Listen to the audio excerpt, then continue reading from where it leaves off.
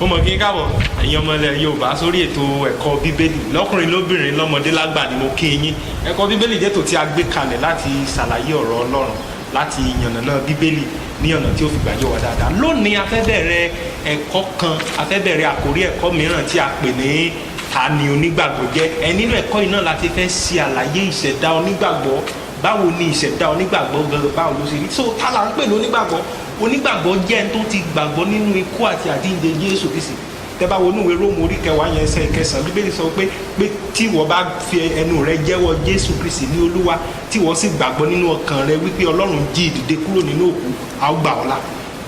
So a rí pé onígbàgbọ́ jẹ́ ẹni tó ti fi ìgbàgbọ́ rẹ̀ sí ohun tí Jésù Olúwa ṣe nípa ikú àti àjíǹde rẹ̀. Ìwé Lúùkù orí 14 yẹn tẹ́ bá wò láti ẹsẹ̀ 15, nígbà tí Jésù Olúwa tó pàdé àwọn ọmọ ẹ̀yìn rẹ̀ méjì kan tí wọ́n lọ sí ìletò Emausi, Bíbélì sọ pé Jésù Olúwa sọ fún wọn, ó ní ẹ̀yin tí òye kò yé tó sì yí gbìlé àyà láti gba gbogbo èyí tí àwọn wòlíì ti wí gbọ́, kò wá yẹ kí Kristi kó jìyà nǹkan wọ̀nyí kó sì wọnú ògo rẹ̀ lọ. So a rí pé ohun tí Jésù Olúwa ń sọ náà ni wípé ìwé mímọ́ àti ohun tí àwọn wòlíì ti sọ náà ni ìjìyà Kristi àti ògo tí ó tẹ̀lé. Nínú ìwé Pétérù kínní náà tẹ́ bá wò láti orí 1 ẹsẹ̀ 9, Pétérù àpọ́sítélì jẹ́ kó yé wa pé ìgbàlà tí àwọn wòlíì ń wádìí tí wọ́n sì ń wájilẹ̀, ìgbà wo tàbí irú sáà wo ní orí ọ̀fẹ́ tí ń bọ̀ fún yín nígbà tí wọ́n wádìí ìjìyà Kristi àti ògo tí ó tẹ̀lé. So a rí pé ohun tí ìjìyà Kristi àti ògo tí ó tẹ̀lé tí ó dúró fún náà ni ikú àti àjíǹde Jésù Kristi. So ta ló nígbàgbọ́? Òun lẹni tó ti gbàgbọ́ nínú nǹkan yìí,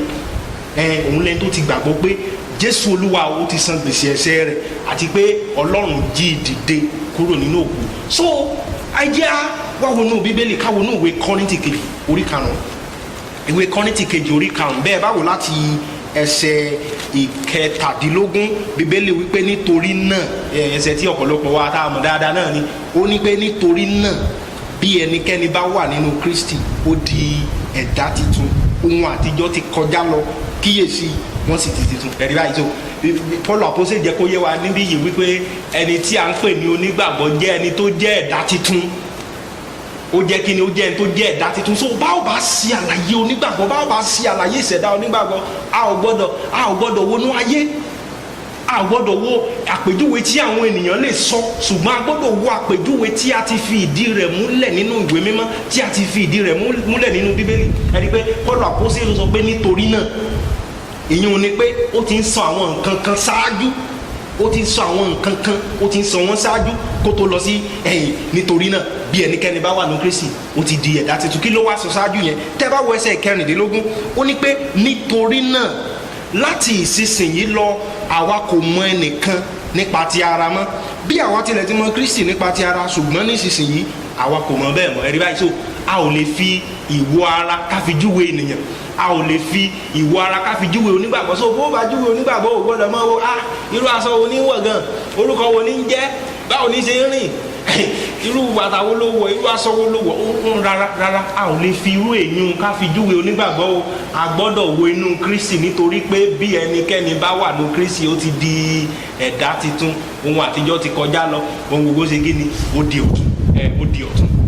Ìwé Fílímónì orí 6, Fílímónì orí 1 ẹsẹ̀ 6, orí kan ló wà ń bẹ̀, ẹsẹ̀ 6 yẹn Bíbélì sọ wípé àti pé kí ìdàpọ̀ ìgbàgbọ́ rẹ lè ní agbára nípasẹ̀ ohun rere gbogbo tí ń bẹ nínú rẹ nínú Kristi. Paul àpọ́sítélì sọ eléyìí fún Fílímónì, ó ní pé kí ìdàpọ̀ ìgbàgbọ́ rẹ kó lè ní agbára nípasẹ̀ ìmọ̀ ohun rere gbogbo tí ń bẹ nínú rẹ nínú Kristi. a rí pé lẹ́yìn ìgbà téèyàn bá ti di onígbàgbọ́, ohun tó tún ṣe pàtàkì ní ìmọ̀ bí ìgbé ayé onígbàgbọ́ bí ó bá ṣe rí, ó ní í ṣe pẹ̀lú ìmọ̀ tó ń fúnra rẹ̀ ní nípa bóun ṣe jẹ́ nínú Kristi.